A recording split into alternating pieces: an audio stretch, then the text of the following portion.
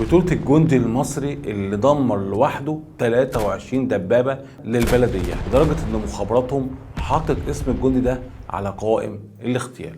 والرئيس السادات بنفسه قال له انت يا ابني خليتهم يصوتوا في دباباتهم زي الحريق. تبدا الحكايه يوم 7 اكتوبر 1973 لما الكتيبه 35 وصلتها اوامر جديده بالتحرك فورا للضفه الشرقيه للقناه. الكتيبه بدات تتحرك ونصبت وحدات اطلاق الصواريخ، وفجاه وصل الجندي البطل محمد عبد العاطي، اتجه بسرعه لموقعه وبدا يجهز منصه الصواريخ. لكن فجاه ظهرت من بعيد دبابات العدو، الدبابات بتتقدم قدام عبد العاطي. الجنود وقتها المصريين اتوتروا لما شافوا الدبابات وحجمها، وبقوا يسالوا نفسهم مين يقدر على الدبابه دي.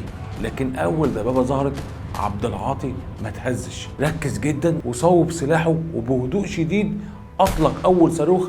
الدبابه الاولى انفجرت فورا. الجنود المصريين حواليه ما صدقوش نفسهم، واحد فيهم صح وقال له دي اول واحده يا ابو عاطي. رد عليه عبد العاطي بثقه وقال له اول واحده من كتير ولسه اللي جاي. وفعلا بدات الدبابات واحده ورا واحده تخش، وعبد العاطي يصطاد واحده ورا الثانيه، وفي اقل من نص ساعه كان عبد العاطي دمر 7 دبابات كامله. الكتيبه كلها بقت مذهوله.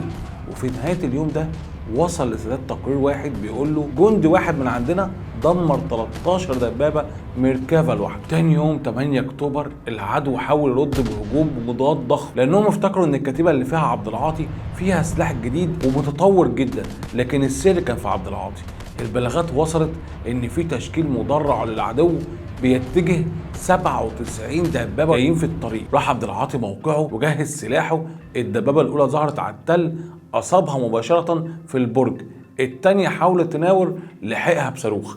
التالتة جت تسحب الأولى، عبد العاطي أصابها بصاروخ حولها لكتلة نار. وفي أقل من ساعتين كان ولع عبد العاطي في 8 دبابات، وبقى الإجمالي 21 دبابة في 48 ساعة فقط. وبقى يستهدف عبد العاطي الدبابات كأنه بيتسلى، لدرجة إن قائد الكتيبة بتاعته بعت تقرير كامل للقيادة العليا قال لهم أنا عندي جندي دمر 23 دبابة في 3 أيام بس. يوم 9 اكتوبر العدو بدأ يفكر ازاي يخش ويدمر الكتيبة دي. كان عبد العاطي في موقعه اللي تحت الرمال، ومع اول غبار تراب شافه عرف عبد العاطي ان العدو جاي. لكن التشكيل المرة دي كان مختلف، دبابات بتتحرك في شكل نص قوس بتحاول تطوق موقع المشاة. عبد العاطي وقتها فهم ان الموضوع المرة دي مختلف، فضرب الدبابة الأمامية عشان توقف باقي التشكيل. أطلق صاروخ تاني أصاب مركز القيادة، فانهار التشكيل، فانهارت محاولة الالتفاف. وفي نهاية اليوم كان عبد العاطي دمر برضه 4 دبابات إضافية. نيجي بقى اليوم 10 أكتوبر، المرة دي السادات وصل له إن عبد العاطي المرة دي دمر 27 دبابة خلال 4 أيام، فقرر يديله ترقية استثنائية لرقيب مجند ونوت الشجاعة العسكري من الطبقة الأولى عشان يشجع زملاته. ويوم 16 أكتوبر السادات بنفسه ظهر الجبهة الشرقية وقال لهم أنا عايز أروح لعبد العاطي، وراح له وقال له أنت شرفت مصر، وثبت على صدره نوت الشجاعة وقال له قدام الكل أنت مش بس صياد دبابات، انت صياد النصر. الجندي عبد العاطي بقت صحف العالم كلها تتكلم عنه. عندك صحيفة تايمز البريطانية كتبت جندي مصري واحد حول أشهر دبابة إلى قطعة خردة. أما إذاعة العدو فأطلقت عليه لقب الشيطان المصري الصامت. وفي 1974 فضل عبد العاطي في الخدمة وجاله تحذير أمني إن اسمك على قائمة الاغتيالات عندهم، لأن قصتك بقت رمز لكبرياء الجيش المصري. فتم نقله من الوحدات القتالية لوظيفة إدارية وتأمينه لغاية ما أنهى خدمته.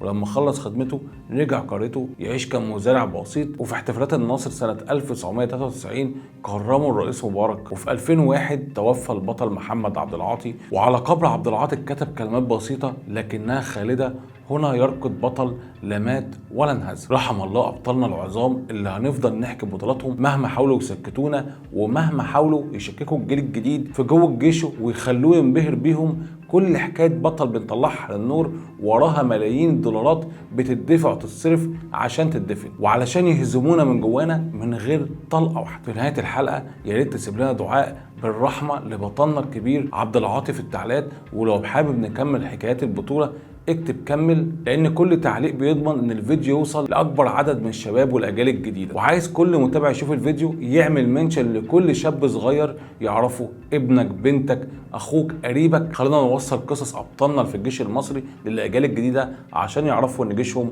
عمره ما ينهزم. لو عجبك الفيديو اعمل لايك وشير، وتابعنا صفحتنا على الفيسبوك وقناتنا على اليوتيوب وقناتنا على التيك توك.